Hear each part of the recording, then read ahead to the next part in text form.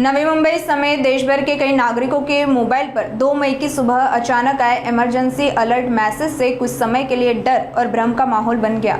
लेकिन साइबर विशेषज्ञ अंकुर पौराणिक ने एक वीडियो के माध्यम से स्पष्ट किया कि यह नेशनल डिजास्टर मैनेजमेंट अथॉरिटी की एक ट्रायल थी, जिसका उद्देश्य आपातकालीन सूचना प्रणाली को मजबूत बनाना है। इसलिए नागरिकों को घबराने की जरूरत नहीं है। सुनिए इमरजेंसी अलर्ट मैसेज को लेकर और क्या जानकारी साझा की सायबर तज्ञ अंकुर पौराणिक इन्होंने।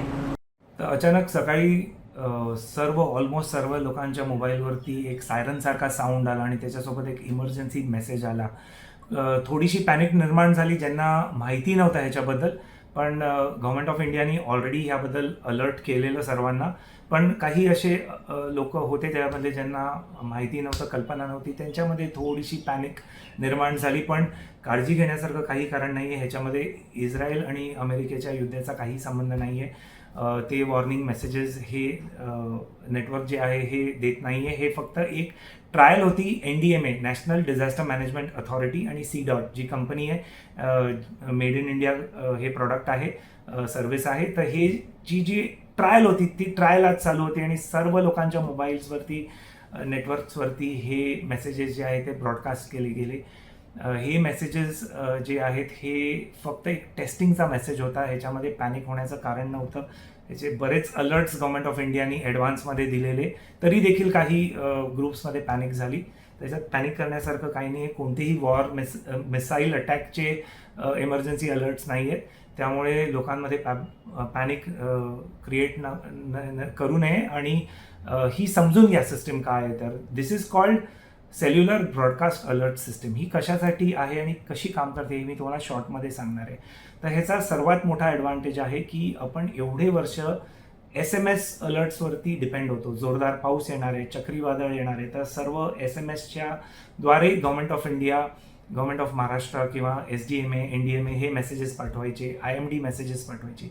पण ह्याचा एक डिसएडव्हान्टेज सर्वात मोठा हा होता की रात्री बेरात्री झोपेत जेव्हा मोबाईल सायलेंटवर असतो तेव्हा हे मेसेजेस आपण बघत नाही। दुसरी गोष्ट, जर हा SMS लेट आला, म्हणजे नेटवर्क कंजेशनमुळे लेट आला किंवा तुम्ही हा लेट बघितला, जेव्हा हा इव्हेंट किंवा ही घटना ऑलरेडी होऊन गेली आहे, तर त्या मेसेजचा काही उपयोग नाही आहे। तर हे त्याचे सर्वात मोठे डिसएडव्हान्टेजेस होते एक SMS बेस्ड इमर्जन्सी ब्रॉडकास्ट सिस्टीमचे। पण सेल्युलर ब्रॉडकास्ट अलर्ट सिस्टीममध्ये हे होत नाही। ही खूप इन्स्टंट सिस्टम आहे, म्हणजे एखाद्या रेडिओ स्टेशन सारखं आहे, जे रेडिओ स्टेशन बातमी किंवा कोणतीही माहिती एका वेळेला जेव्हा ब्रॉडकास्ट करतं, हे सर्व रेडिओ जे चालू असतात तेव्हा त्यांना वन शॉट ही इन्फॉर्मेशन जी असते ती ऐकू येते। तर सेल्युलर ब्रॉडकास्ट अलर्ट सिस्टीम देखील याच पद्धतीने काम करतं, तुम्हाला इन्स्टंट अलर्ट देतं। हे कोणत्याही सिम कार्डवरती डिपेंडंट नाही आहे। तुमच्या मोबाईल फोनमध्ये सिम कार्ड देखील नसेल तरी तुमचा फोन नियरेस्ट नेटवर्कसाठी इमर्जन्सी मोडमध्ये कनेक्टेड असतो, तर त्या मीडियम थ्रू हा मेसेज जो आहे हा आपल्याला रिसीव्ह होतो। तुमचा फोन जरी सायलेंटवर असेल, रात्री झोपताना तुम्ही सायलेंटवरती करून ठेवला तरी हा मेसेज तुम्हाला वेळेवरती प्राप्त होईल। ह्याच्यामध्ये काही मिली सेकंड्स किंवा काही सेकंड्सचा फक्त डिले असतो जेव्हा पासून हा ब्रॉडकास्ट केला जातो। Government of Maharashtra, government of इंडियाने जर हा ब्रॉडकास्ट केला आणि तो तुमच्या मोबाईलवरती डिलिव्हर होण्यात काही सेकंड्स किंवा मिली सेकंड्सचा फक्त गॅप असते, त्यामुळे ती जी मोठी गॅप होती ही ह्याच्यामध्ये आपल्याला बघायला मिळणार नाही आहे किंवा हा ॲडव्हान्टेज आहे या सिस्टीमचा।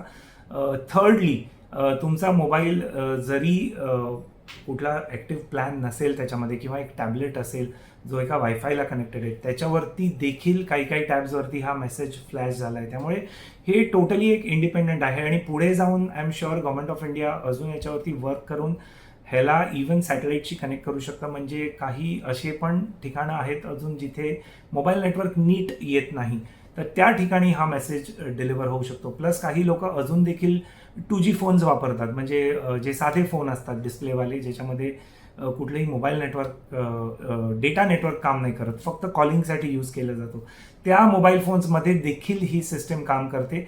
त्यामुळे ह्या सिस्टीमचा सर्वात मोठा ॲडव्हान्टेज आहे आणि आय थिंक आपण खूप पॉझिटिव्हली हे घेतलं पाहिजे की आपल्याला भारत देशात ही प्रगती होते।